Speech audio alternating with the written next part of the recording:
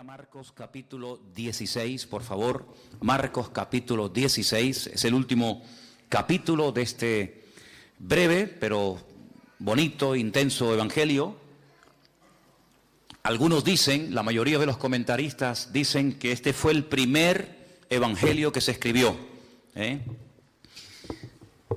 Y tengo que decirles algo, por si algún día lo oyen, o por si algún día alguien les dice esto y te puedes quedar con la boca abierta diciendo, pues yo no sabía eso. No, yo les quiero dar siempre toda la información para que si en algún momento algún listillo te dice esto, que no te quedes con la boca abierta. El Evangelio según San Marcos, según la Biblia que tenemos nosotros, el capítulo 16 tiene 20 versículos, ¿sí o no? Ustedes lo pueden comprobar, solamente es cuestión de agachar un poco la mirada y ustedes dicen, pues mira, sí, Marcos 16 tiene del 1 al 20. Empieza relatándonos algo sobre la resurrección, después una serie de apariciones, una a María Magdalena, otra a un par de discípulos, después a todos los discípulos, o por lo menos los que habían quedado, y finalmente la ascensión. En todos los manuscritos del Evangelio según San Marcos, que se conservan hasta el día de hoy, el Evangelio según San Marcos terminaría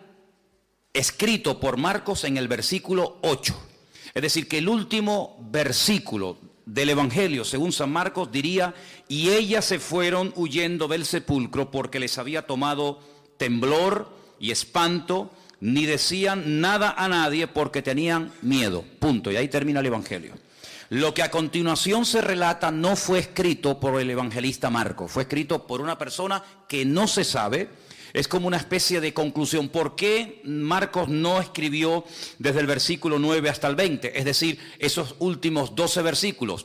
Bueno, probablemente murió, probablemente, no sé, podríamos ahí hacer todo tipo de especulaciones. Eso no significa de que los siguientes versículos, que justamente los que vamos a ver esta tarde, no sean bíblicos, no sean inspirados, en absoluto. Sino que es obra de otro copista, es obra de otro autor.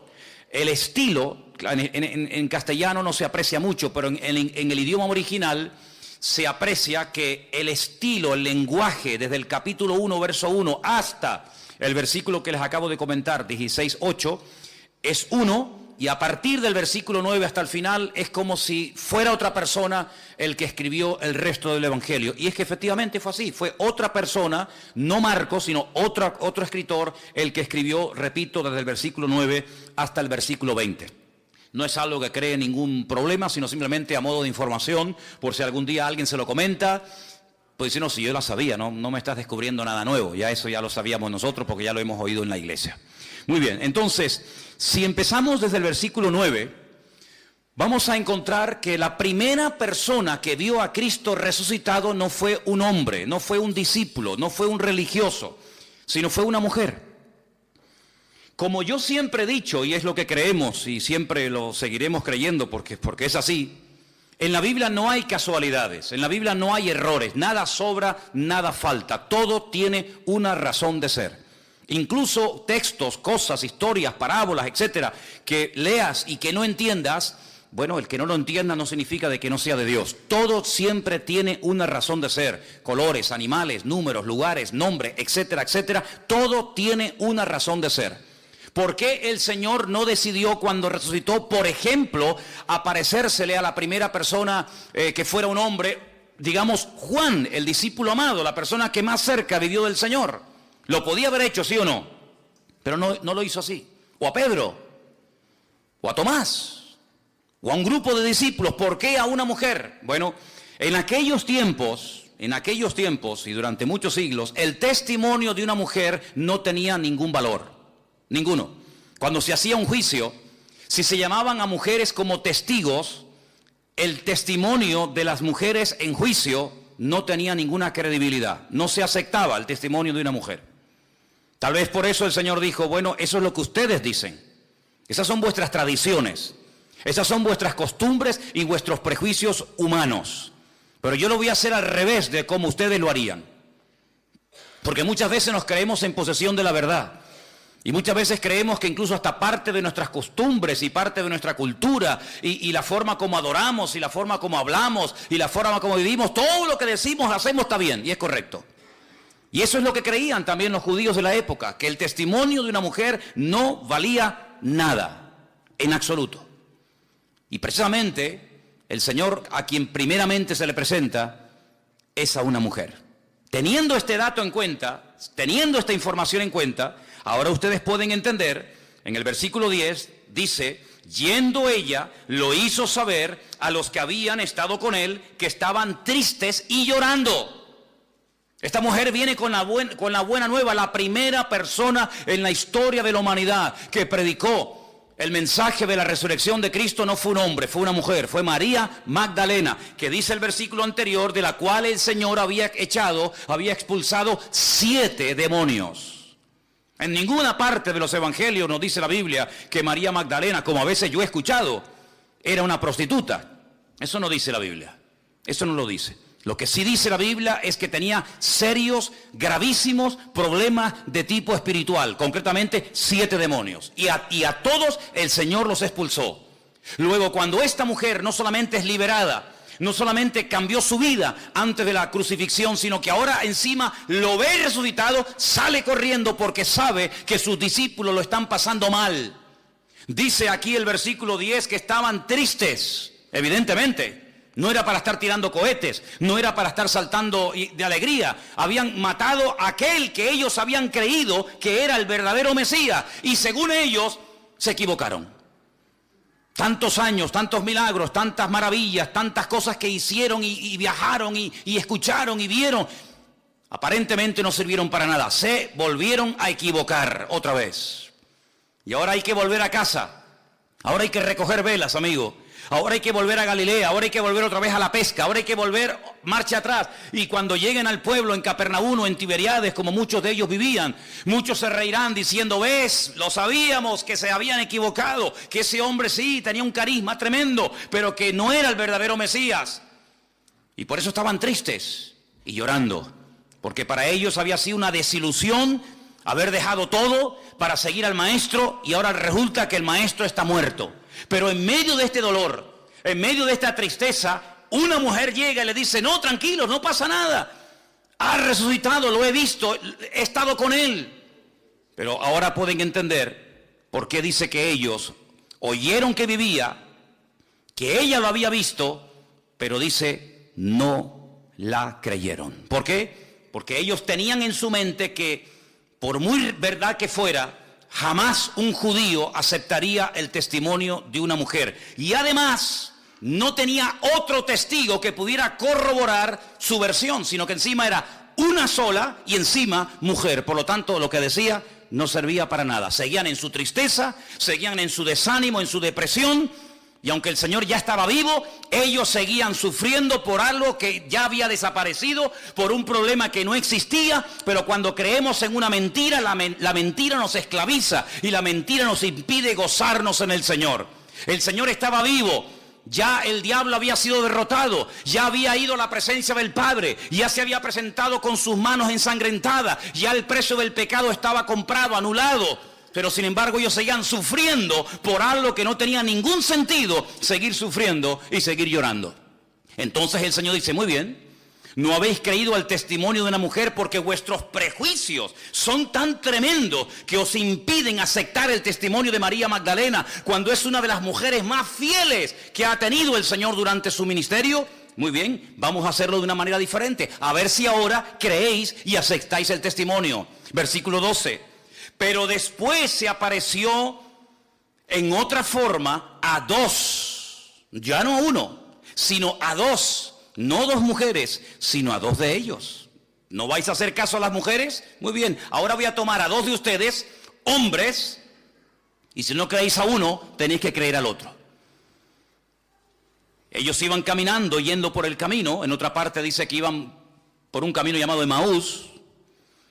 Ellos fueron y le hicieron saber a los otros y ni aún a ellos creyeron. Entonces ya no es problema de que era una mujer sola.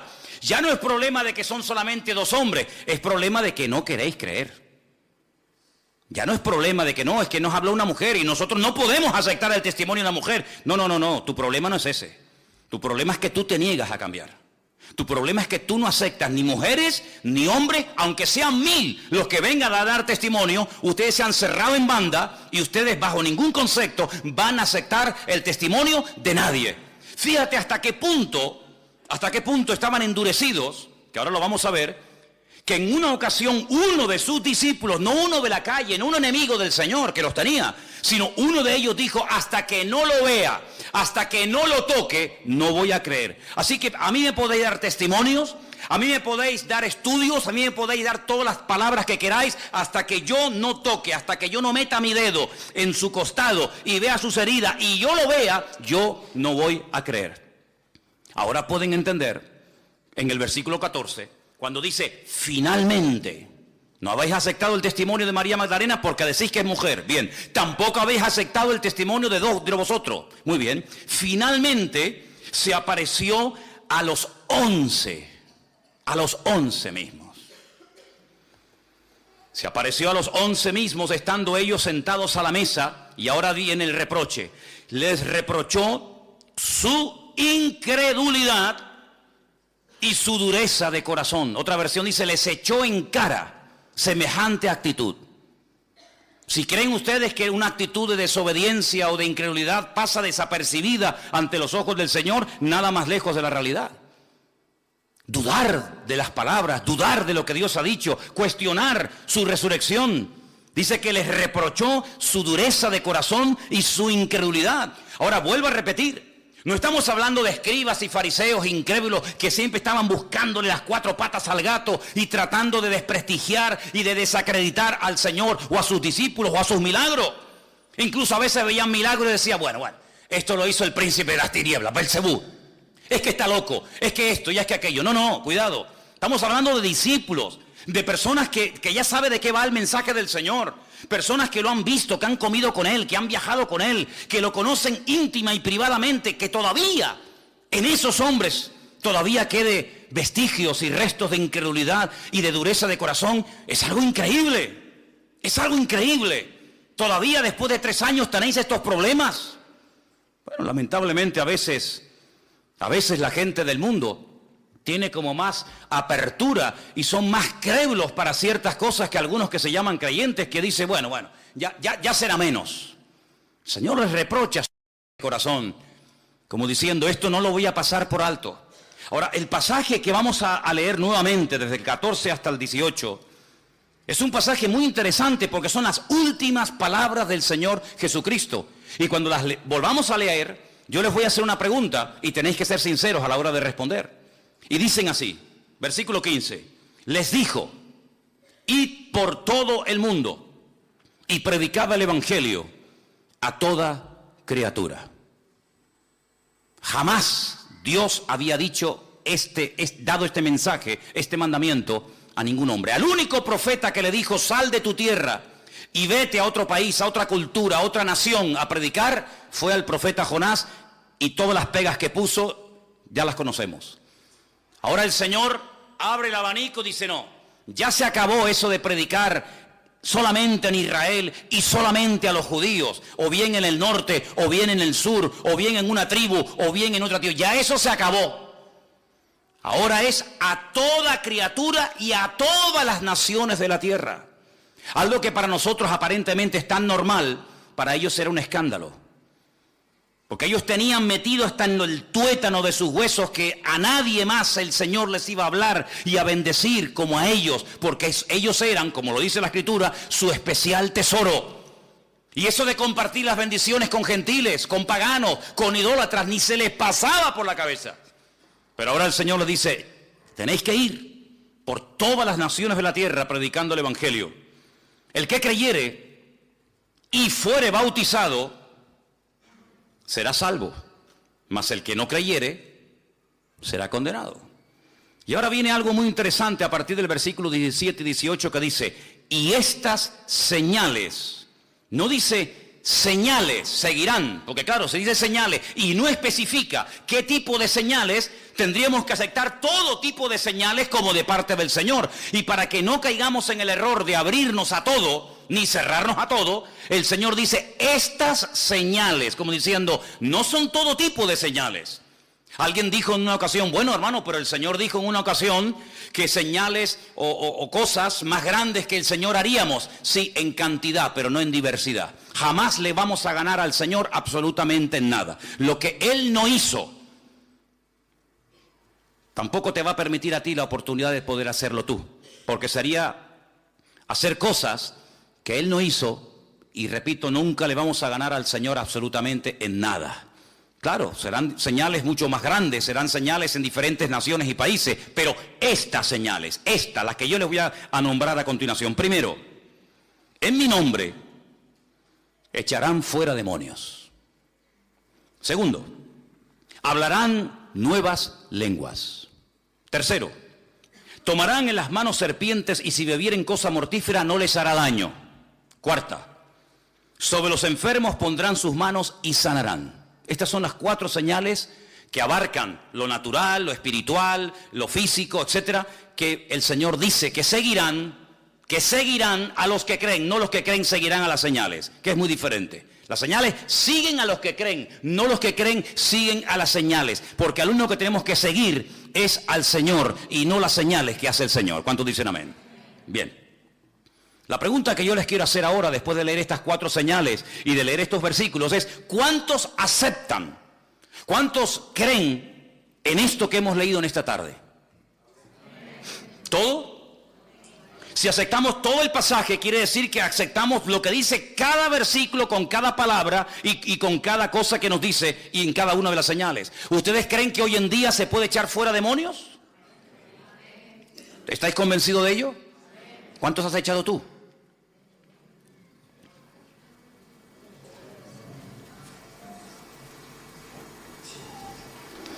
¿Tú crees que hoy en día una persona puede hablar en otras lenguas? ¿O en lenguas nuevas, como dice aquí?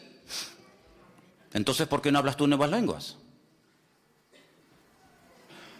¿Tú crees que hay una protección espiritual y no es literal, que ahora me voy a tomar un litro de lejía delante de vosotros para que veáis que no me pasa absolutamente nada? Quiero decirles que aunque os resulte sorprendente o incluso hasta os puede dar la risa, en el sur de Italia, estoy pensando en Italia. En el sur de los Estados Unidos hay una zona que se llama The Veil of God, que es el cinturón de Dios, que es donde por metro cuadrado hay más iglesias evangélicas de todas las naciones del mundo. Es una detrás de otra, una detrás de otra, una detrás de otra, una detrás de otra. Y en muchas de esas congregaciones, no en todas, en muchas de esas congregaciones hay una reunión, un culto, que es una de las más importantes de la semana y consiste en llevar cajas llenas de serpientes de cascabel. Y las sueltan en la iglesia. Y la gente las coge, los niños juegan. Llévale unas cuantitas a los niños de la escuela dominical para que se entretengan. Toma, dale a Lugier una. Claro, lo que no cuentan es que el cementerio que está detrás de la iglesia está lleno de los miembros de la iglesia que han sido picados y muertos por ella, ¿no? No es algo literal, ¿verdad? No es algo literal, pero esto nos habla de que hay una protección sobrenatural. No vamos a entrar a tentar a Dios, pero evidentemente el Señor nos está diciendo que hay una cobertura, hay una protección espiritual. ¿Por qué? Porque nos movemos en el mundo espiritual. El mundo espiritual es tan real como el mundo en el que nosotros vivimos y cotidianamente nos movemos en él. Nuestra lucha no es contra sangre y carne, sino contra principados, contra potestades, contra gobernadores de las tinieblas de este siglo, contra huestes espirituales de maldad en las regiones celestes. Hay demonios, hay principados, hay gobernadores. Detrás de esa depresión, detrás de esa continua inclinación al pecado, detrás de ese deseo irresistible de volver otra vez a las andadas, de volver al vómito, a veces puede haber demonios. Aunque tú no le des la importancia ni lo creas, me da igual. Pero muchas personas todavía siguen siendo esclavos de ataduras espirituales, pero como no lo aceptan ni lo creen, y encima dicen, es que yo nunca he creído en eso, a mí nunca me enseñaron eso, como si eso te escudara y eso, digamos, te diera libertad para decir que no crees en eso. Pero detrás de muchas situaciones familiares, económicas, físicas, espirituales, etcétera, etcétera, hay auténticas opresiones demoníacas. Y dice la palabra de Dios, y nos da muchos ejemplos. La Biblia dice que una vez en un culto, hermano, en una sinagoga, en los tiempos del Señor Jesucristo, Lucas observó, y Lucas era médico. Por lo tanto, él no es una persona que espiritualiza cualquier situación, sino que él reconoce que allí en ese culto, ese día, había una mujer encorvada, dice que de ninguna manera se podía enderezar. Y lo está hablando diciendo un médico. De ninguna manera se podía enderezar. Eso quiere decir que probablemente esta mujer intentó de toda forma, con la medicina, con la homeopatía, con gimnasia, con esto y con aquello, enderezar su columna, dice, y no se podía enderezar, porque tenía espíritu de enfermedad.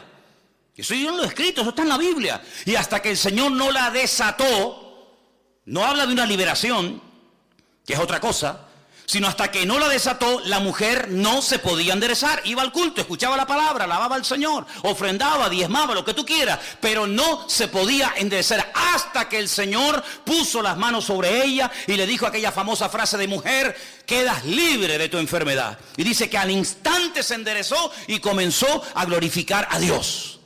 Bueno, y el Señor dice: a esta hija de Abraham que Satanás tenía atada por 18 años, ¿no le voy yo a desatar aunque sea día de reposo? ¿O es que acaso es más importante el día de reposo que ayudar y bendecir y desatar una vida? Lo cuestionaron, lo criticaron, pero así fue. Entonces te das cuenta de que hay personas que tienen ataduras espirituales en su vida que a veces ni son conscientes de que las tienen. A veces los que les observan son están más propensos a entender el trasfondo espiritual que está detrás de esa situación, aunque aparentemente es un problema físico, pero no lo es así. Y eso está en la palabra de Dios. La Biblia nos enseña que cuando Pablo iba al río donde había un culto de oración, porque había muy pocos judíos en la ciudad donde vivía una tal Lidia, la Biblia nos enseña que una joven, una chica salía y aparentemente le hacía una publicidad maravillosa al apóstol Pablo y a Silas que iba con él. Estos son siervos del Dios Altísimo. Bueno, ¿qué hay de malo en eso? No, cuidado. La Biblia dice que esto le desagradó a Pablo después de muchos días y dice que se volvió y reprendió al demonio que salió de ella. Y más adelante dice porque tenía espíritu de adivinación. Y automáticamente la chica perdió ese don, esa facultad de poder no profetizar, sino adivinar. Y dice la Biblia que se montó un revuelo en aquella ciudad tremendo, que los metieron en la cárcel y todos conocéis la historia. Luego, no siempre, pero a veces detrás de una enfermedad, detrás de una depresión, detrás de una caída y otra, a veces hay problemas de tipo espiritual. Y a veces hay personas que no son libres porque no aceptan el ser tratados en ese área o porque no creen en ese área. Y así les va, y así están toda la vida con lo mismo. Así que cuando vamos a la palabra del Señor nos encontramos que una de las señales, una de las responsabilidades de los hijos de Dios, de los que creen en su nombre, es libertar a los cautivos por Satanás. ¿Cuántos dicen amén? Y hay más gente con problemas espirituales a nuestro alrededor de lo que te puedas imaginar. Vete a una cárcel un día y te vas a dar cuenta que hay endemoniados allí a punta pala. Y sé lo que digo, porque yo estuve 7 años allí. Todas las semanas iba allí. Y teníamos en un comedor una reunión. ¿Y cuántas veces nos llamaron por la megafonía los funcionarios para que fuéramos a una celda a atender a una chica que supuestamente le había dado un ataque epiléptico? Y los funcionarios estaban asustados porque no sabían ni por dónde meterle mano a la criatura aquella. Y llegamos, se le ministraba y fuera en el nombre del Señor libre. Porque esa es una de las señales que seguirán a los que creen en su nombre. Por eso les preguntaba, ¿usted cree en esto? Sí. Entonces, ¿por qué no se ve esa señal en su vida? Porque para algunos este tema es una teoría y hasta incluso en algunos casos dice, ay, a mí esos temas me dan miedo. Pero sin embargo te pregunto otra cosa y eres un fiera y entiendes de todo. Pero sin embargo lo que deberías de entender y ser algo normal en tu vida, lo ves como algo tan lejano y tan extraño. Incluso he llegado a oír a algunos predicadores y maestros que dicen, bueno, esas señales eran para los tiempos de Cristo. Eran las señales que iban a acompañar para darle credibilidad y para darle valor a los discípulos. Pero cuando todos murieron, Pedro, Jacobo, Juan, Santiago, Tomás, etcétera, etcétera, esas señales se acabaron. ¿Dónde está escrito eso? Por favor, que alguien me diga dónde dice la Biblia que cuando murieron los discípulos, con ellos murió el poder de Dios. Habrán muerto los discípulos, pero Dios no está muerto. Él está vivo y vive por los siglos de los siglos. Amén. ¿Cuántos lo creen? Por lo tanto, es una señal. Pero no solamente esa señal dice que seguirán a los que creen en su nombre, sino dice la Biblia que incluso los que creen en su nombre hablarán nuevas lenguas. Lenguas que no aprendieron en una academia. Y esta evidencia se ve en todo el libro de los Hechos, no una, ni dos, ni tres, varias veces se ve como otra evidencia que hay. Y era algo tan normal en aquellos siglos que hay capítulos enteros en la Biblia. Por ejemplo, Primera de Corintios capítulo 14, donde te habla acerca de cómo moverse y cómo entender y cómo ejecutar este don que Dios le ha dado al pueblo de Dios. Ahí está. Hay una protección sobrenatural sobre los hijos de Dios, sin lugar a dudas. No te quedes duda. Las veces que el diablo habrá querido matarnos, ni nos imaginamos. Cuando lleguemos a la presencia del Señor nos vamos a llevar muchas sorpresas de que aquello que pasó no fue casualidad, sino que era que el enemigo quería destruirnos, incluso en algunos casos desde pequeñito, desde el vientre de nuestra madre. Pero el Señor nos protegió y el Señor siempre estuvo cuidándonos. Y no nos dimos cuenta, pero algún día el Señor nos pondrá la película de nuestra vida y nos vamos a dar cuenta de muchas cosas maravillosas que ocurrieron en el mundo espiritual y que el Señor nos protegió de ellas, incluso hasta de la misma muerte. Y dice aquí que otra de las señales que seguirán a los que creen en su nombre, que pondrían las manos sobre los enfermos y sanarían. ¿Es bíblico hoy en día que se puedan orar por enfermos? Si no es bíblico y no se puede hacer, y esto acabó porque era de la era primera del cristianismo, quiere decir que los pobrecitos que estén enfermos hoy en día, pues que se vayan muriendo uno detrás de otro. Sin embargo, en esta iglesia ya aceptamos como algo normal el que en un culto, como por ejemplo el jueves, 2 personas hayan contado auténticos milagros de cómo el Señor ha obrado en sus vidas y una hermana, como contaba el jueves, no perdió su vista cuando le decían que iba a ser vaciado su ojo y la cuenca iba a quedar sola. Y también el otro testimonio también del jueves, ¿qué era el de Maxi también, cómo Dios protege. Entonces, nuestro Dios no ha cambiado. ¿Quién ha cambiado entonces? ¿La Biblia? No, sigue siendo la misma. Si Dios no ha cambiado, si la Biblia es la misma, si el Evangelio es el mismo, ¿por qué a veces hay creyentes que no levantan cabeza? Creyentes, acabo de decir, y no me equivoqué. Creyentes, familias de creyentes, que siempre están, cuando no es una cosa, es otra. Cuando no es una duda, es un dolor. Cuando no es un dolor, es una enfermedad. Cuando no es una enfermedad, es una depresión. Y yo digo, no es atractivo el cristianismo que muchos viven. El cristianismo que vivimos nosotros tiene que ser atractivo. La gente tiene que tenernos envidia a nosotros y no nosotros envidia de ellos. Nuestra vida tiene que ser de tal manera que lo sobrenatural tiene que ser lo normal. ¿Cuántos dicen amén? Lo normal. La paz, el gozo, la bendición. Eso tiene que ser lo normal en la vida de un hijo de Dios. Por eso yo preguntaba, ¿ustedes creen que estas señales siguen en vigor hoy en día? Pero todo empieza, no con las señales, sino con un imperativo. Id por todo el mundo y predicad, ¿qué? El Evangelio. Nunca le dijo el Señor a Isaías, a Moisés, a Abraham o a cualquier personaje de la antigüedad, vayan por todas las naciones predicando. No. Era como una especie de pueblo hermético, donde ellos sabían lo que habían recibido, pero en muy pocas ocasiones no le hacía ninguna gracia, créanme, no le hacía ninguna gracia el abrirse y compartir las bendiciones y el conocimiento de la palabra de Dios con otras gentes. Miren cómo trató, por ejemplo, Eliseo a Naamán. No le hizo ni caso. No le hizo ni caso. Lo cual no fue bueno, lo cual no fue correcto. Que Dios obrara y que hiciera un milagro, gloria a Dios. Pero no es correcto que un hombre venga pidiendo ayuda y no vayas ni a la puerta a decirle buenas tardes, bienvenido. Pero era la forma normal. El mismísimo Señor Jesucristo, durante un tiempo en su ministerio, él dijo, yo he venido a las ovejas perdidas de la casa de Israel. Y cuando manda a sus discípulos delante de él, hay una orden que a veces no se percata la gente que la dio, pero dice, no vayáis por caminos ni por ciudades de gentiles. Porque ahora no es el momento de entrar en confrontación con gentiles. Llegará el momento cuando tendréis que ir por todas las naciones, pero ahora yo he venido a algo concreto y específico. Dice, a lo suyo vino y los suyos no le recibieron. Una mujer que no era judía tenía una hija con problemas de tipo espiritual.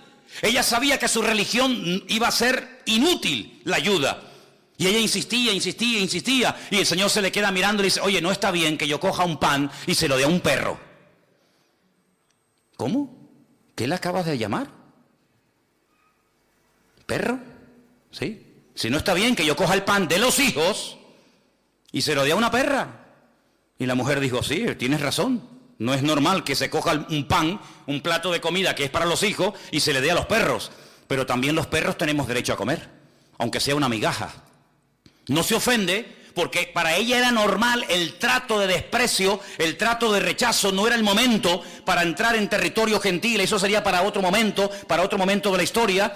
Ella acepta, pero ella dice, bueno, pero por lo menos atiéndeme, hame algo, tírame aunque sea un hueso. Y el Señor le dice, tu hija ha sido liberada en este mismo momento. ¿Qué te parece, amigo?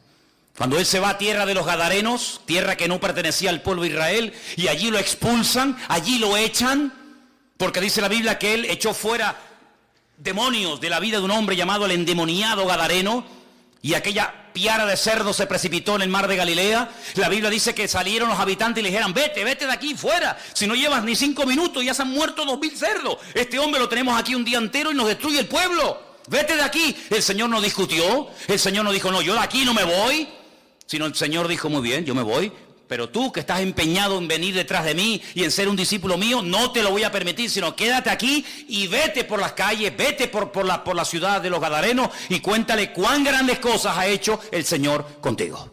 Dejó ahí una luz, dejó ahí un testimonio. Ahora, ese tiempo en el cual solamente a ellos se les hablaba, solamente a ellos se les aparecía el Señor o el Señor les daba revelación, ese tiempo se acabó, amigo. Ya no estamos en ese tiempo, ahora hay un imperativo, ahora hay una orden, ahí la tenéis, id por todo el mundo y predicad el Evangelio. La pregunta es, ¿y qué es el Evangelio? Porque si la orden es predicar el Evangelio a toda criatura, y ahí vi otras fotos, ¿verdad? Pues, ¿qué es el Evangelio? Porque todos los que son creyentes tenéis que saber alcanzar a todo ese tipo de personas, de razas, de tribus, de pueblos, de naciones, porque es una orden, es un imperativo, es un mandato del Señor a todas las naciones de la tierra, predicar el Evangelio. ¿Usted sabe predicar el Evangelio? ¿Sabe lo que es el Evangelio? ¿Qué es el Evangelio? Ven a mi iglesia, te invito el domingo a la tarde, toma una tarjetita y escucha al pastor. Eso no es el Evangelio, eso es una invitación. ¿El Evangelio qué es? Quítese esto del cuello, quítese aquello, quítese tal, quítese de cual y venga a mi iglesia. Eso no es el Evangelio. Hay gente que no saben evangelizar y llevan toda la vida en la iglesia. Es más, hay creyentes que son unos pesados cuando hablan del Señor. Son unos auténticos palizas. Porque hablan y hablan y hablan y hablan y hablan y hablan y hablan, pero no predican el Evangelio, porque no saben ni siquiera lo que es el Evangelio. Cuentan su testimonio, cuentan su vida, cuentan que le pasó esto, cuentan que le pasó lo otro, que llore un día y no sé qué, pero que eso no es el Evangelio, hermano y hermana, que eso no es el Evangelio. ¿Qué es el Evangelio? Contar su vida, sus problemas, cómo el Señor... No, eso no es el Evangelio, son testimonios, son experiencias personales, pero muy poca gente, créanme, sabe predicar el Evangelio, no saben hacerlo, porque en el fondo dice, bueno, ¿el Evangelio qué es? El Evangelio es una buena nueva, es una noticia que consiste en 3 elementos fundamentales. Si usted cuando predica el Evangelio no cuenta, no dice, no comparte estas 3 cosas, usted no está predicando el Evangelio. Usted está hablando del Señor, pero no está evangelizando. En todo mensaje evangelístico, en todo acto que usted haga para predicar el Evangelio, tiene que hablar sí o sí de la muerte de nuestro Señor Jesucristo. Pero la muerte, ¿por qué? ¿Por qué tuvo que morir Jesús? Si no murió de viejo, no murió de un infarto, sino que murió porque puso su vida voluntariamente para morir. ¿Por qué tuvo que morir? ¿Y por qué de esa manera tan cruel? Por una sencilla razón. Porque cuando Dios creó al hombre en el principio, lo creó sin pecado, lo creó sin mancha, lo creó inocente, lo creó con la libertad de poder acercarse y hablar con su Creador en cualquier momento y a cualquier hora y en cualquier lugar. Pero eso se acabó. Se desconectó el hombre de Dios por el pecado. Satanás vino, tentó al hombre, tentó a la mujer. Los dos cayeron, los dos se desconectaron de Dios. Los dos salieron del gobierno, de la protección de Dios. Y ya no podía hablar el hombre directamente con Dios. Ahora había que presentar sacrificios ¿de qué? ¿De qué? De animales. De animales. ¿Qué pinta un animal en mi relación con Dios? Es que cada vez que vayas y mates un animal, y cada vez que veas la sangre de ese animal derramado, número 1, tienes que entender que sin sangre sin derramamiento de sangre no hay remisión de pecados. La única forma de que el pecado se borre es con sangre.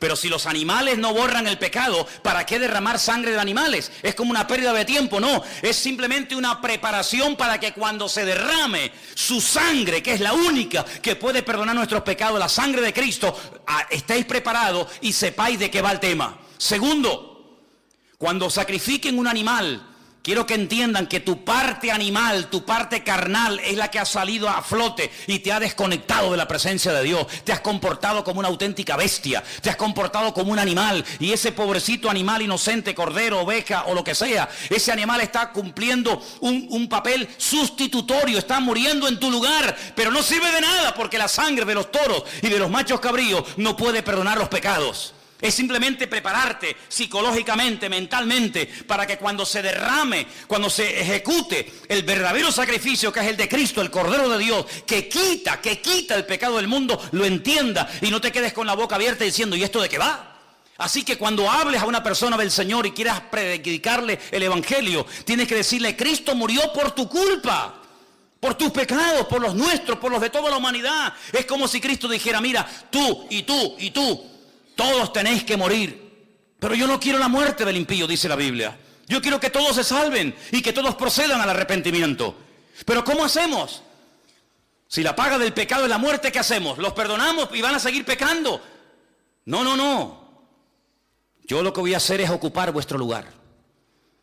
Que mi Padre se desahogue conmigo y que derrame toda vuestra culpabilidad sobre mí. Y yo moriré por todos los crímenes, por todas las injusticias, por todas las barbaridades que se han cometido, que Dios me eche la culpa a mí. Y yo moriré por toda la raza humana, por los que murieron, por los que viven y por los que aún vivirán en el futuro. Yo voy a hacer un sacrificio una vez y para siempre. Bien, imagínate que la gente no entiende que Cristo murió por los pecados del pecador, que Cristo murió por nosotros. Men, pero murió. ¿Y ahora qué hacemos? La segunda parte. Hay que hablar de que la muerte no acabó con el Señor. La muerte no fue el fin, la muerte fue el principio. ¿Por qué? Porque la muerte dio paso a la resurrección. ¿Cuántos dicen amén? Porque sin resurrección no hay esperanza, porque estamos creyendo en un muerto, y los muertos, dice la Biblia, no tienen poder ni para hacer bien ni para hacer mal. Por eso la gente cuando consulta a los muertos se equivocan. La Biblia dice, no busques entre los muertos al que vive, porque Él ha resucitado. Si Cristo no resucitó, vana es nuestra fe. Y los que murieron creyendo que resucitarían tampoco resucitarán, porque si Cristo no resucitó, nadie tampoco resucitará. Luego Él murió, gloria a Dios por eso, pero Él resucitó al tercer día. Bueno, gloria a Dios, está vivo. Pero ¿dónde está? Yo quiero verlo, yo quiero conocerlo. Yo he creído en Él. La tercera parte del Evangelio es que el que murió y resucitó al tercer día y nos llevará a su presencia y estaremos por la eternidad con Él. Eso es el Evangelio. El Evangelio no es contar que me dolía aquí y lloré y el Señor me sanó. Ese es su testimonio, hermano y hermana. Esa es su experiencia personal, pero eso no es evangelio. Esa es su experiencia. Y hay gente que comparte y bombardea a los demás con sus experiencias, con sus testimonios, pero no evangelizan. Y aquí de lo que se trata no es hablar de usted. Aquí de lo que se trata es de hablar de Él. Porque si hablamos de usted, la gente se puede quedar sorprendida. Pero si hablamos de Él, dice la Biblia que el Espíritu Santo tomará esa palabra, convencerá al pecador de su pecado y aceptará la verdad que es en Cristo Jesús, Señor nuestro. ¿Cuántos dicen amén? Por eso el Evangelio es la orden que tenemos todos de predicar. ¿A quién? A todo el mundo. A los de ISIS, a los del Daesh, que cortan cabezas a diestra y a siniestra, a los que violan niños.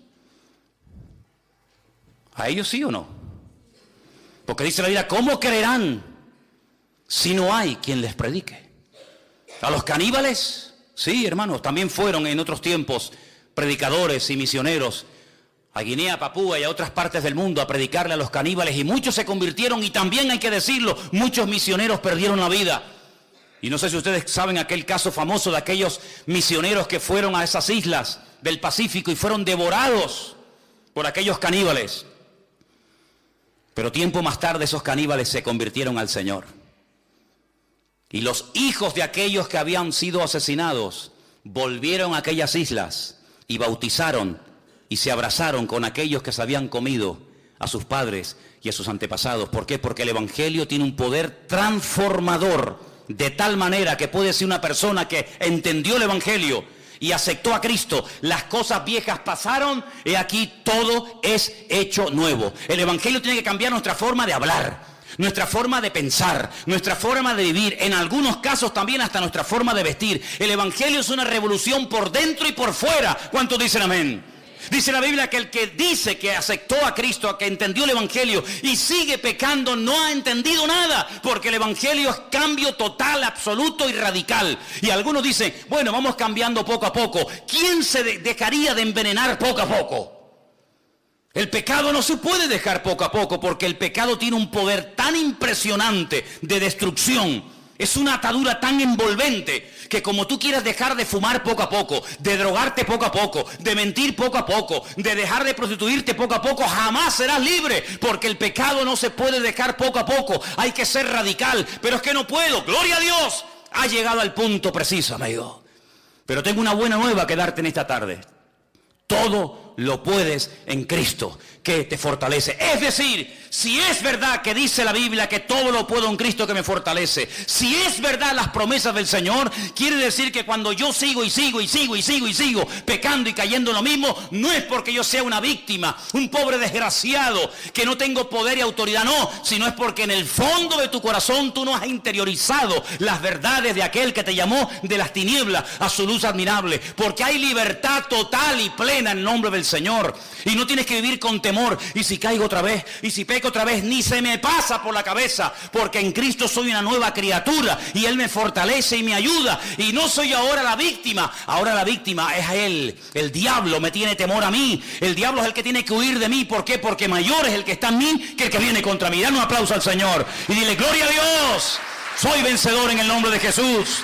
Bendito sea Dios, bendito sea el Señor.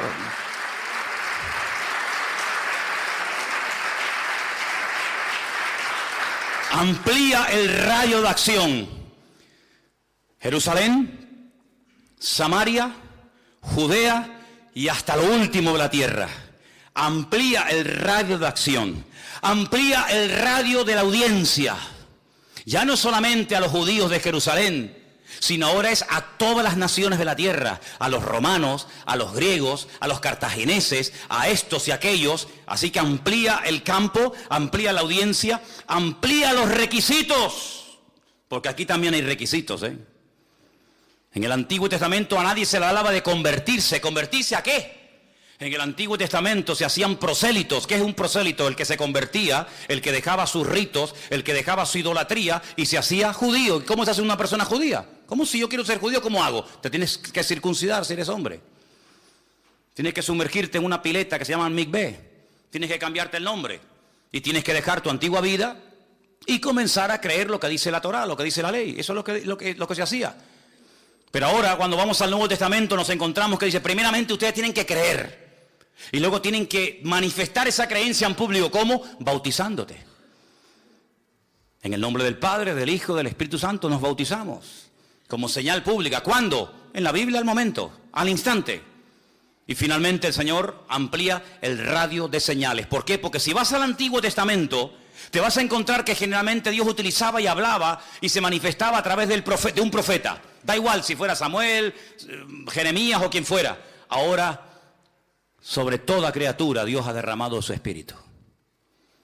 Si la iglesia entendiera, el día que los creyentes de todas las naciones de la tierra entendieran que ya no tiene el Señor un escogido allí en Jerusalén, otro escogido allí en Manhattan, otro ungido en no sé qué sitio, sino que ahora todos y cada uno de nosotros podemos ser instrumento y debemos ser instrumento en las manos del Señor. Ese día pondríamos el mundo patas arriba. Pero algunos no terminan de creerse que usted no está en el mundo para hacerse rico.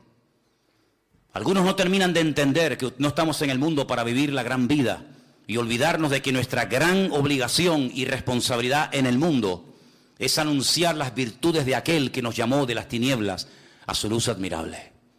Eso es lo que dice la palabra.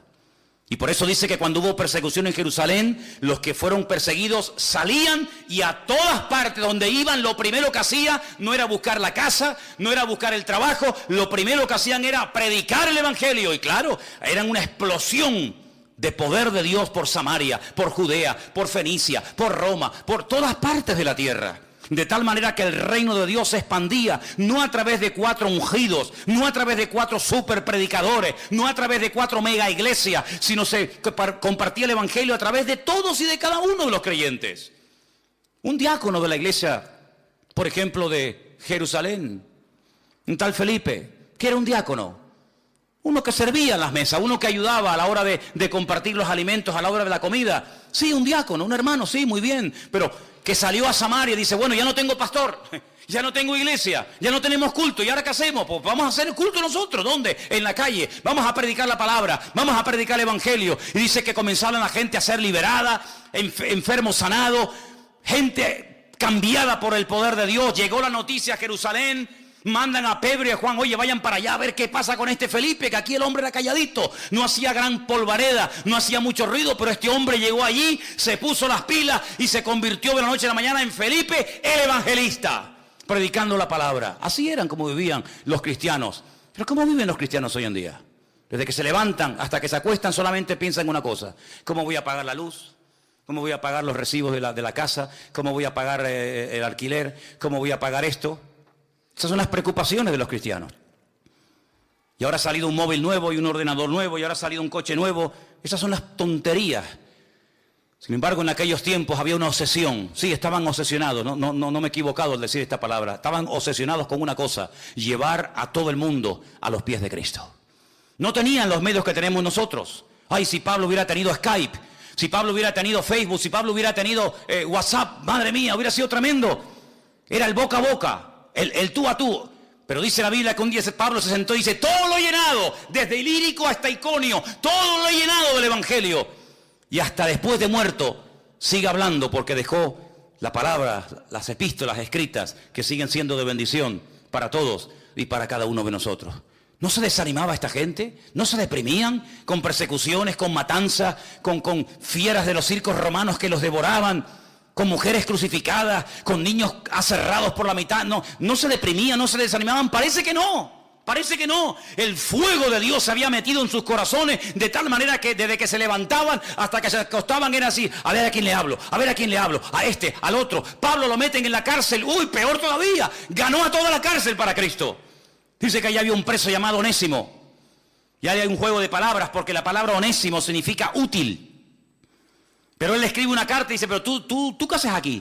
No, es que yo soy un esclavo que me fugué de la casa de mi amo. Ah, entonces tú no eres Onésimo. Tú no eres una persona útil, tú eres un inútil. Tú tienes que volver a la casa de tu amo. ¿Cómo se llama tu amo? Mi amo. Dímelo, no tengas miedo. Mi amo se llama Filemón. Filemón. Pero si yo abrí una iglesia en la casa de Filemón. Tú eres esclavo de Filemón. No te preocupes, espérate un momento. Pablo escribe una carta y dice, Filemón, aquí te mando a este que te fue un inútil, pero que ahora te vas a hacer útil, porque yo le he puesto las pilas. Ahora te es útil a ti y a mí.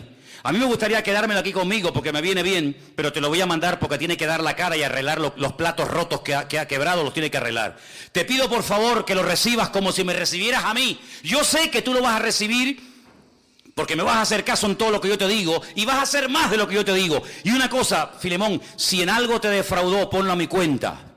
Si te robó, que seguramente te habrá tenido que robar algo, porque si no, ¿cómo llega hasta Roma? ¿Quién le pagó el pasaje? ¿De qué ha comido? ¿Dónde ha vivido el tipo este? Si algo te robó, ponlo a mi cuenta, pero escúchame una cosa, no te olvides que tú a mí también me debes mucho. Dios te bendiga. Es tremendo, ¿eh? Pablo, que cualquiera le va a pasar la factura a Filemón o a Onésimo. ¿Qué te parece? Dice, y este lo he engendrado en mis prisiones, hasta pariendo en la cárcel para el Señor. No te ofendas por la palabra que te voy a decir ahora, pero ¿cuándo fue la última vez que pariste? Pariste un alma para Cristo. ¿Saben? Hay hermanos que nunca han tenido esta experiencia. Hay hermanos que nunca han tenido el gozo de decir, a esta persona yo la hablé en la calle o donde sea, y lo llevé a los pies del Señor, y hoy en día está sirviendo al Señor, predicando, cantando, adorando. Hay muchos, miles de creyentes en España, lamentablemente, que nunca han tenido esa experiencia. Y yo digo, ¿será imposible? No, es que ni siquiera se lo han planteado. Así que, amados hermanos, esta orden está en pleno vigor. Id por todo el mundo y predicarle. Pero hermano, yo no puedo ir por todo el mundo. Vale, no te preocupes. ¿Cuál es tu mundo? Todos tenemos nuestro mundito. Hay gente que su mundo es su carnicería. Otros su mundito es su estanco. Otros su mundito es... Cada uno tiene un mundo y en ese mundo tú ejerces una influencia. Hay gente que tú conoces que yo no conozco y viceversa. Gente que todos los días saludas y le hablas y nunca le has dado ni una tarjetita, ni un folleto, ni lo has invitado, ni has orado por él. Y te enteras que la mujer lo engañó, te enteras que el hijo se metió en la droga, te enteras que el otro día se murió un familiar de él. Hermano, aprovechemos las oportunidades, no seamos ovejas estériles y cristianos mudos. Es una tragedia, porque si tú no hablas, la Biblia dice que pasará lo que podía ocurrir en aquellos tiempos donde se levantaba una torre en medio del campo y ahí se llamaba aquel hombre la atalaya. Al horizonte, el que veía si venía el enemigo. Y dice la Biblia que tenía una pequeña trompeta, un cuerno. Y cuando él veía venir al enemigo en el horizonte, él la hacía tocar y decía: muchachos, prepárense que viene el enemigo. ¿Y cómo viene? Vienen armados hasta los dientes. Y dice que si la ciudad se reía de él y no aceptaba el mensaje, allá ellos, yo di la orden. Es como cuando a mí me decían: ¿tú hubieras estado dispuesto cuando estabas en la garita de guardia a disparar? Digo yo, sin lugar a dudas. Porque allí en esa habitación están mis compañeros. Y si alguien venía a matar a mis compañeros, y en aquellos tiempos había muchos atentados en la ETA, y en uno de los cuarteles que yo estuve se hicieron varios atentados, y no tenía la menor duda, porque mi obligación era defender a mis compañeros.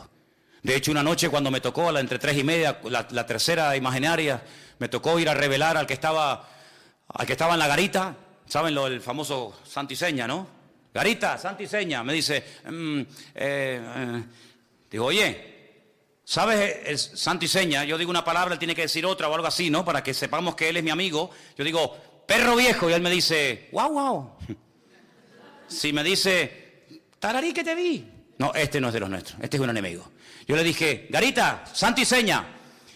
Es que no me acuerdo. Santo y seña, no me acuerdo. Dice así, ¡rac! Cargué el seme, lo metí así.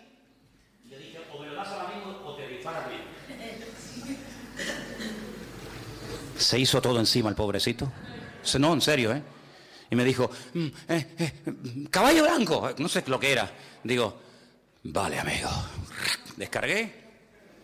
Porque yo soy el responsable de cuidar a 5.000 hombres que están ahí adentro durmiendo, que tienen mujeres, tienen hijos y tienen cosas, y no le voy a permitir a ningún golfo que me venga a hacer un atentado contra mis amigos y mis hermanos. Eso era lo que hacía la atalaya en la Biblia. Es que Dios no es un pacifista, ¿eh? Es que Dios no es un pacifista. Él es Jehová de los ejércitos, por si no lo sabes. Y las cosas claras, el chocolate espeso. Atalaya, cuando veas al enemigo, suena la trompeta. Que se ríen de ti, la sangre de la ciudad no se te demandará. ¡Ay, amigo! Pero la Escritura dice en el libro del profeta Ezequiel, si el atalaya se queda dormido y no da la voz de alarma, y viene el enemigo y mata niños y mata mujeres y viola a un montón de personas, la sangre de toda la ciudad la demandaré de ese hombre, porque ese hombre no fue responsable, fue un irresponsable, y toda una ciudad murió por culpa de uno. Pues ese es el ejemplo que toma la Biblia para decirnos a nosotros, ¿sabéis lo que sois vosotros en Tenerife, en España, en el mundo? Atalayas, responsables de decirle a toda esta generación que no sabe ni por dónde ir, ni a quién creer, ni a qué agarrarse. Señores, ay, cómo me gustaría a mí hablar con el coleta. Cómo me gustaría hablar con el coleta, ¿eh? Este demonio disfrazado de oveja, porque eso es lo que es, un demonio disfrazado de oveja. La cosa buena que tiene es que las cosas que quiere hacer las dice. Pero me gustaría decirle a este, no, y también al otro, al de barba, a ese también. Y al otro decirle, mira, vengan para acá. ¿Saben por qué ustedes sois incapaces? Y la imagen que estáis dando es vergonzosa a nivel nacional y a nivel mundial. Porque los cuatro le habéis dado las espaldas a Dios. Porque todos los mismos le habéis dado las espaldas al Creador. Y en vez de doblar la rodilla, y en vez de buscar a Dios, y en vez de ir a las iglesias y pedir ayuda y sabiduría de parte del Señor, estáis peleando entre vosotros y vais a llevar entre todos el país a la ruina. ¿Pero por qué? Porque no creéis ni os agarráis al Señor. Porque dice la Biblia, si alguno tiene falta de sabiduría, y evidentemente lo que falta en España es sabiduría, pero de la buena, pídasela a Dios. Y el Señor se lo dará abundantemente y sin reproche. Pero como no quieren dar su brazo a torcer, porque están peleando el uno contra el otro en vez de buscar el bien común, en vez de buscar de Dios, así nos va. Y ahora tendremos otra vez, Dios mediante, que ir a elecciones. Y 280 millones de euros nos volverán a costar las dichosas elecciones. Y volverá a pasar lo mismo. Cuando en un minuto, en la presencia del Señor, se podría arreglar todos los problemas y dificultades, pero tiene que haber mucha humildad y tiene que haber no dureza de corazón, como dice aquí, no incredulidad, sino humildad de decir, Señor, no podemos, sí podemos, no, tienen que decir en sus mítines, no podemos, eso es lo que tienen que decir, no que podemos, habéis demostrado que no podéis nada, no podéis ni poneros de acuerdo entre vosotros mismos y queréis arreglar un país. Pero hermanos, cuando un jovencito pastor de ovejas, cuando un don nadie aparentemente, el Señor lo ungió, el Señor lo levantó, fue un rey poderoso, fue un hombre usado por el Señor. ¿Por qué? Porque diga el débil, fuerte soy. Y cuando buscamos del Señor y nos agarramos al Señor, el Señor nos da sabiduría, nos da poder, nos da autoridad y tenemos al enemigo a raya. Y eso es lo que tenemos que hacer, decirle a esta gente, mira, lo que tenéis que buscar es de Dios. ¿A cuántas iglesias han venido a pedir oración? Estos 4, a ninguna. Pues si viven en desorden, si algunos de ellos están viviendo en desorden. Y una persona que vive en desorden, Dios no lo puede usar. Dios no puede bendecir a un político, me da igual si se llama político, pastor, evangelista, orden, que no sabe poner en orden su vida privada, vas a intentar poner en orden la vida de un país. El que no es fiel en lo poco, tampoco puede ser fiel sobre lo mucho. Si te doy un billete de 50 euros y me lo pierdes o te lo gastas en chucherías y en boberías, ¿te voy a dar 500? ¿Estamos locos o qué? Cristianos sí, pero bobos no. Y por eso dice la Biblia que tenemos que predicar el Evangelio, porque nadie lo hace, porque nadie lo dice. ¿Quién predica el Evangelio? ¿Dónde se oye predicar el Evangelio? En ninguna parte. Pero amados hermanos, ha llegado un momento histórico. Es nuestro momento. Y mañana cuando salgan por las calles, cuando vayas a la universidad, cuando vayas a trabajar, cuando vayas a donde vayas, mentalice, tu primera prioridad no es buscarte los garbanzos, tu primera prioridad es buscar el reino de Dios y su justicia y predicar la palabra. Y te digo más, si tienes tiempo libre, aprovéchalo. No estés todo el día rascándote la panza, mirando al techo y quejándote, sino di, Señor, gracias porque hay algo que yo no puedo comprar con dinero, que es el tiempo libre. Y tú me has dado tiempo libre para alcanzar personas que están ahora mismo pensando tal vez en quitarse la vida. Y termino diciendo algo. Imagínate una ama de casa. Estaba en su casa el otro día limpiando los platos, maquillándose. No, perdone si lo hago mal, es que yo nunca me he maquillado. Maquillándose, no sé si se empieza por aquí o por allá. Miriam me ha explicado varias veces, pero ni quiero aprender, ni me interesa. Se estaba maquillando, se estaba poniendo los pantalones, los calcetines, estaba viendo la televisión y de repente, en segundos, se cayó el edificio. ¿Pero quién iba a pensar en eso? ¿Que se va a caer un edificio dónde? Aquí en Tenerife. ¿Dónde se cayó un edificio? En Tenerife. ¿Pero dónde? En la zona turística. Un edificio. Estamos locos. ¿Cómo se va a caer un edificio? Sí, se cayó un edificio. Sí, lo sabéis, ¿no? ¿Pero quién le iba a decir a esa señora, a ese hombre, a ese extranjero, que también había algunos? ¿Quién le iba a decir que iba a estar en un piso una mañana tranquilo, sin un ataque terrorista, sin una bomba, sino así, ¡pum!, de golpe y porrazo se le iba a venir encima al edificio? Y creo que ya van 7 muertos. Ay, amigo. ¿Y si esas personas nadie les predicó el Evangelio? ¿Dónde están ahora mismo? ¿Tendrán posibilidad en la muerte de arrepentirse de sus pecados y pedir perdón a Dios?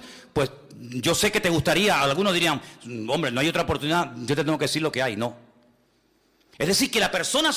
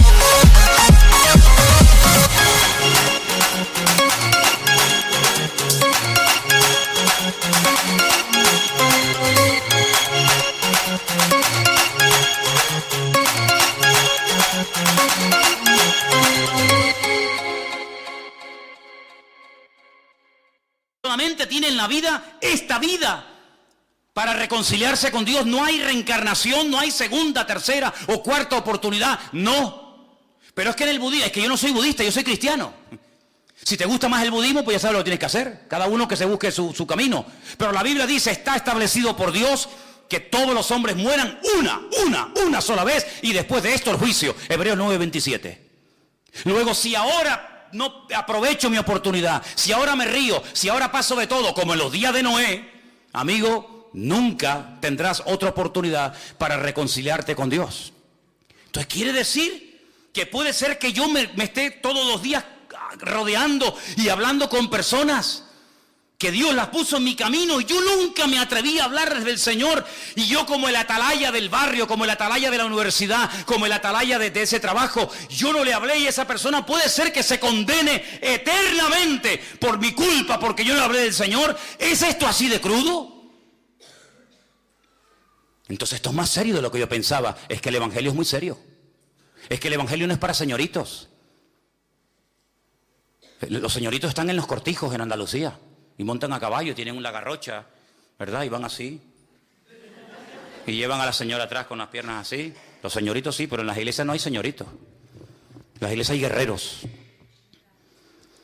Y los guerreros a lo que se dedican es a guerrear. ¿Contra quién? Contra el diablo y contra los demonios. Y esa es nuestra obligación, ir por todo el mundo y predicar el evangelio a toda criatura. En esta semana tienes que hablarle a alguien del Señor. Ora. Esa persona ya está ahí preparada. Esa persona ya está ahí buscando de Dios. Pero nadie se ha atrevido a acercarse. Y quiero solamente decir un detalle más. Un hombre, uno solo, en un desierto. ¿Quién encuentra un hombre en un desierto? Es como una aguja en un pajar. Bueno, hay gente que es tan gafe que se sentó encima del pajar y se pinchó con la aguja. Pero bueno, es de todo en la vida. Un hombre en el desierto, solito. Pobrecito, había viajado desde Etiopía hasta Jerusalén. Yo no sé si hablaría hebreo, no tengo ni idea. Pero cuando llega a Jerusalén, dice que va para adorar a Dios. Pero si tú eres etíope, tú eres hombre de color, tú eres eunuco, tú eres gentil, a ti no te van a dejar ni entrar a la puerta, muchacho. Pero igualmente voy a subir porque yo quiero adorar a Dios. Yo no sé cómo hizo, pero seguramente pagando una inmensa cantidad de dinero logró comprar un trocito del pergamino del profeta Isaías. Mira qué bueno, el capítulo 53. Todo el libro no, porque no, pero un trocito. Y cuando volvía a leer.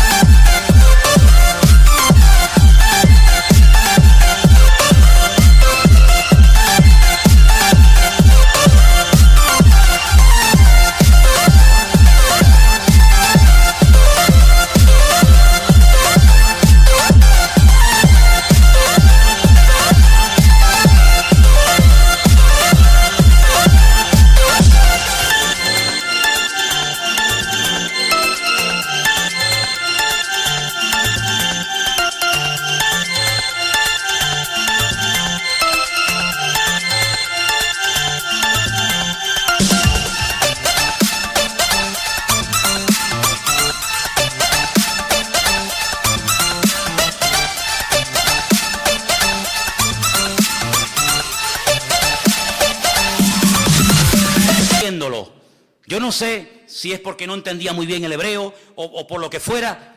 Dice que leía y no entendía nada. Y de repente el Señor le dice a Felipe, aquel que les acabo de comentar, que estaba en Samaria en medio de una vorágine, una campaña alucinante: Felipe, vete al desierto. Y no dice, yo ahora no puedo ir. A ver, ahora al desierto. ¿Y al desierto para qué? No puedo ir mañana. ¿Y por qué tengo que ir yo? ¿Por qué no mandas a este? Además, al desierto, yo me acabo de comprar una casita ahora. Yo no voy a ir al desierto ahora. Más a mí el calor me mata. Ahí se va Felipe, el obediente, al desierto, en obediencia. Nunca te vas a equivocar por obedecer al Señor. Aunque te mande al desierto, es mejor irse en obediencia al desierto que en irse en rebeldía a un lugar donde aparentemente hay de todo. Y dice que de repente ve que viene un carromato a lo lejos de un hombre. Claro, él sabe perfectamente lo que está leyendo, porque este es convertido, este es judío, este sabe. Y oye, como cordero fue llevado al matadero y no se le hizo justicia y tal. Dice, ay, está leyendo el profeta Isaías, el capítulo más mesiánico de toda la Biblia. Fíjate qué mesiánico es, que hasta el día de hoy en muchas sinagogas se prohíbe leer ese capítulo, porque es demasiado mesiánico. No lo dejan leer. Porque el que lea ese capítulo o tienes que ser cabezón o te conviertes sí o sí. ¿Tú entiendes lo que lees? Y le dice el etíope, ¿y cómo voy a entender esto si no hay alguien que me lo explique? Te puedes subir al carro y me vas explicando de lo que habla, si habla de él mismo, si habla de otro hombre, y dice, venga, ahora mismo, estuvieron viajando no sé cuántos días, calor abrasador terrible. Y le estuvo explicando el evangelio de tal manera que llegó un momento en el que el etíope dijo, para un momentito el carro, mira, aquí hay un pequeño charquito, un pequeño oasis, ¿hay algún impedimento para que ahora que entiendo y por fin he entendido el evangelio, yo sea bautizado? Porque dice, el que crea y sea bautizado. Yo puedo ser bautizado aunque sea eunuco, aunque sea de otra raza, aunque sea de otra etnia, aunque sea gentil. Y dice, si crees en Jesucristo, bien puedes. Los dos dice que descendieron al agua, lo bautizó, y en ese momento dice la Biblia algo increíble. Yo sé que tú lo crees, porque si no ya me contarás. Dice que el Señor arrebató a Felipe, nunca más se volvieron a ver el uno al otro. Felipe apareció en la otra punta del país, en Azoto, pero dice la Escritura, y quédate con esto, y siguió el etíope gozoso su camino. ¿Y cuál es el país de África donde en aquellos tiempos había más cristianos y más creyentes? En Etiopía. Porque ganó a uno. Y ese uno, sabe Dios, ganó a centenares y ganó a miles. Ese uno está allá afuera esperándote a ti. Y a ti, y a ti, y a cada uno de nosotros. Solamente es cuestión de decirle, Señor, dime dónde está. Aunque sea a las 4 de la mañana voy, porque está a punto de caramelo. Si tú eres sensible a la voz del Señor, en esta semana nos podemos llevar muchas sorpresas. ¿Cuántos dicen amén? Cierra tus ojos, vamos a orar al Señor. Ahí donde estás. Recuerda esto, predicar el evangelio no es un entretenimiento, no es solamente algo de los pastores o evangelistas o misioneros. Predicar el evangelio es un deber, es una responsabilidad de todo creyente. Y más fácil imposible. ¿A quién? A todo el mundo. ¿Dónde? En cualquier parte. ¿A qué hora? Cualquiera. Muerte, resurrección y segunda venida. Y al final le dices a la persona, ¿crees que Jesucristo murió, resucitó de la muerte al tercer día y lo quieres confesar con tus labios? Si lo hace, dice, será salvo. Así de fácil, así de fácil. Somos nosotros los que hemos complicado las cosas, pero es así de fácil. El Señor nos da a todos la oportunidad y el privilegio de poder llevar almas a los pies de Cristo. Bendito sea tu nombre, Dios. Santos, te damos gracias en esta tarde, Padre, porque no solamente sabemos que hay que hacerlo, sino que además tenemos el gran privilegio de saber que si lo hago, hay señales que acompañarán la exposición de tu palabra. Y a veces no hemos visto más señales porque al no predicar el evangelio, ¿para qué queremos las señales? Pero cuando se expone la palabra, cuando se predica el evangelio, las señales avalan el mensaje. Bendito sea tu nombre. Y pedimos, Señor, que pongas en nuestros corazones el fuego de Dios, el fuego santo de Dios, para ganar almas y tener el honor de poder parir y llevar personas inconversas al conocimiento de la verdad. Gracias te damos, Señor. Danos mucha sabiduría para que podamos, Señor, cumplir con nuestra gran comisión, la gran misión, el gran mandamiento dado por el Señor a toda la iglesia, ganar el mundo para Él. Aleluya. Quita todo temor, toda timidez, toda vergüenza de nuestros corazones y ayúdanos, Señor, a cumplir con nuestra misión en estos tiempos difíciles, pero tan necesarios, y donde vamos a aprovechar toda oportunidad que se nos presente para hablar de ti, Señor. Gracias te damos, Padre, en el nombre bendito de Jesús. Amén.